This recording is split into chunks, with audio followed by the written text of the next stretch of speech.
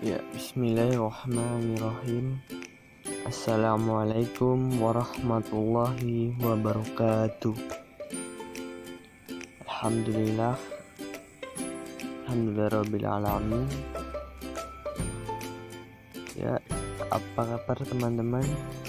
Dan apa kabar Bapak Suharno selaku dosen?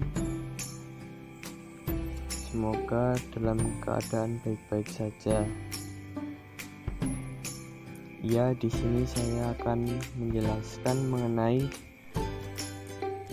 model-model penyelenggaraan pendidikan kejuruan.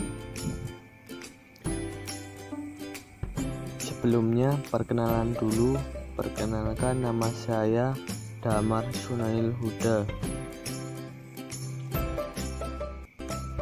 Oke, lanjut.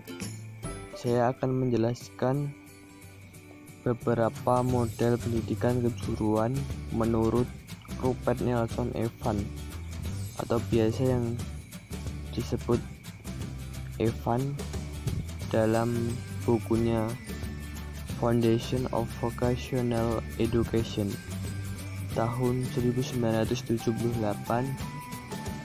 Yang pertama yaitu model pasar atau market model. Model pasar merupakan sistem pendidikan yang merupakan tanggung jawab industri dan dijalankan sepenuhnya oleh industri. Pada model ini, pemerintah tidak terlibat dalam proses kualifikasi kejuruan. Model ini sering disebut model liberal dan langsung diarahkan pada produksi dan pasar kerja. Kemudian yang kedua, model sekolah atau school model. Model sekolah adalah pendidikan di mana pemerintah berperan secara langsung merencanakan, kemudian mengorganisasikan, serta memantau pelaksanaan pendidikan kejuruan. Model ini sering disebut model birokratik.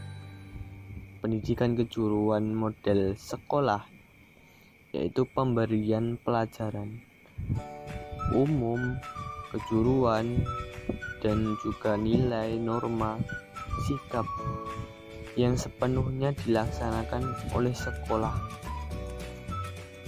Model ini berasumsi bahwa segala hal yang terjadi di tempat kerja dapat diajarkan di sekolah dan sumber belajar ada di sekolah.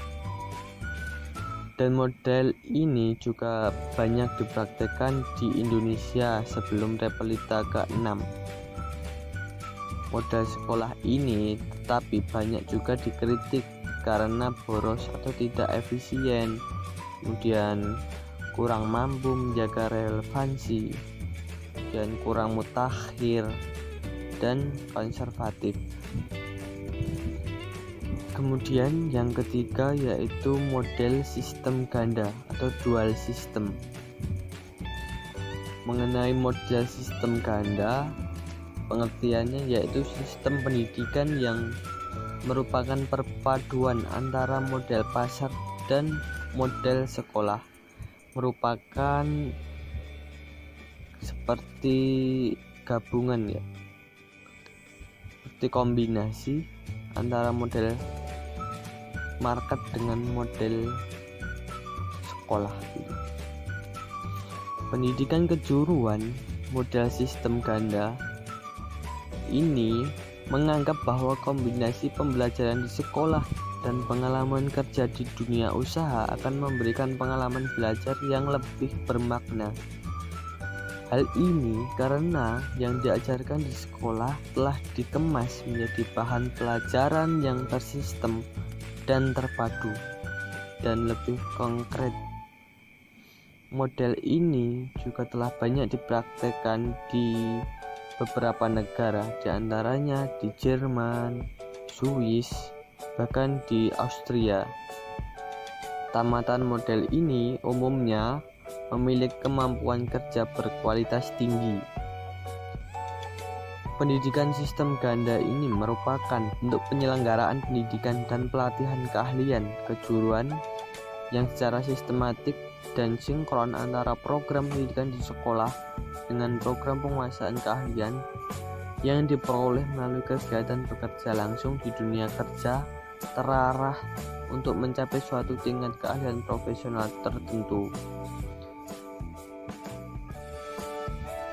Kemudian, berdasarkan pengertian tersebut, tampak bahwa pendidikan sistem ganda ini mengandung beberapa pengertian, yaitu yang pertama, pendidikan sistem ganda terdiri dari gabungan subsistem pendidikan di sekolah dan subsistem pendidikan di dunia kerja atau industri. Yang kedua, pendidikan sistem ganda merupakan program pendidikan yang secara khusus bergerak dalam penyelenggaraan pendidikan keahlian profesional. Yang ketiga, penyelenggaraan program pendidikan di sekolah dan dunia kerja industri dipadukan secara sistematis dan sinkron sehingga mampu mencapai tujuan pendidikan yang telah ditetapkan.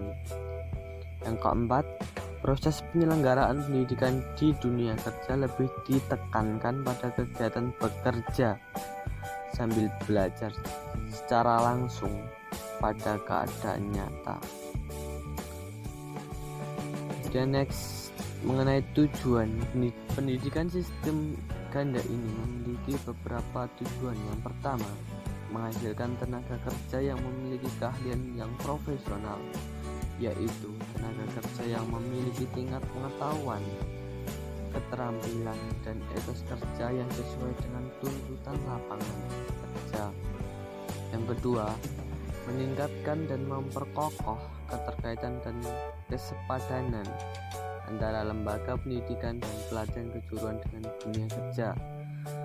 Yang ketiga, meningkatkan efisiensi penyelenggaraan pendidikan dan pelatihan tenaga kerja berkualitas profesional dengan memanfaatkan sumber daya pelatihan yang ada di dunia kerja. Yang keempat, memberikan pengakuan dan penghargaan terhadap pengalaman kerja sebagai bagian dari proses pendidikan. Kemudian mengenai karakteristik pendidikan sistem ganda atau PSG. Pelaksanaan PSG pada SMK sesuai dengan konsep sistem ganda memiliki karakteristik.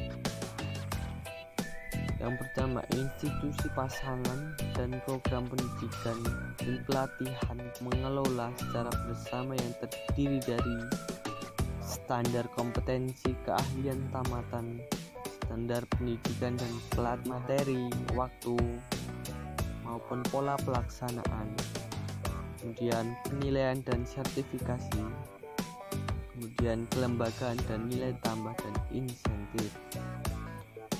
Kemudian yang keempat, model pendidikan kooperatif atau cooperative education, pendidikan model magang dengan menyerahkan sepenuhnya kegiatan pelatihan kepada industri dan masyarakat tanpa dukungan sekolah. Sekolah pada tingkat menengah hanya menyelenggarakan pendidikan yang bersifat komprehensif, termasuk di dalamnya dasar-dasar pendidikan kejuruan. Model kerjasama antara lembaga pendidikan dan industri yang dikembangkan di Amerika disebut juga model pendidikan kooperatif. Apabila diperhatikan, karakteristik pendidikan kooperatif tersebut mirip dengan pendidikan sistem ganda, tetapi sebenarnya terdapat beberapa perbedaan pokok. Pendidikan sistem ganda adalah sistem pendidikan dan pelatihan yang diselenggarakan di dua tempat, yaitu di sekolah dan di industri, atau bisa disebut ada dua sistem model. Kemudian pendidikan kooperatif merupakan sistem pelatihan di industri, sedangkan basis pendidikannya tetap di sekolah. Dengan perkataan lain, PSG merupakan sistem pendidikan secara keseluruhan dan pendidikan kooperatif merupakan bagian dari sistem pendidikan. Adapun perbedaan pendidikan kooperatif dengan model pendidikan tradisional terletak pada penyelenggaraan praktek industri yang lebih terencana, bersistem, dan diperkuat oleh undang-undang. Kemudian yang kelima ada informal vocational education, yaitu sistem yang lahir dari inisiatif pribadi atau kelompok untuk memenuhi keterampilan yang tidak dapat dipenuhi di pendidikan formal. Kemudian yang keenam ada pendidikan kejuruan dengan model school based enterprise. Kalau di Indonesia biasanya disebut unit produksi.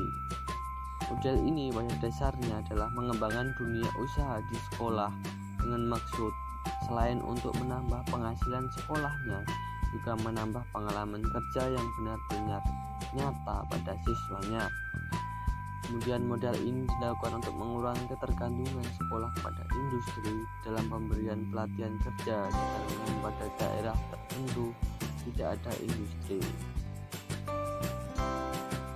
Ya, sekian dari saya. Bila ada kesalahan ataupun kekurangannya, saya mohon maaf. Billahi taufiq wal hidayah. Assalamualaikum warahmatullahi wabarakatuh.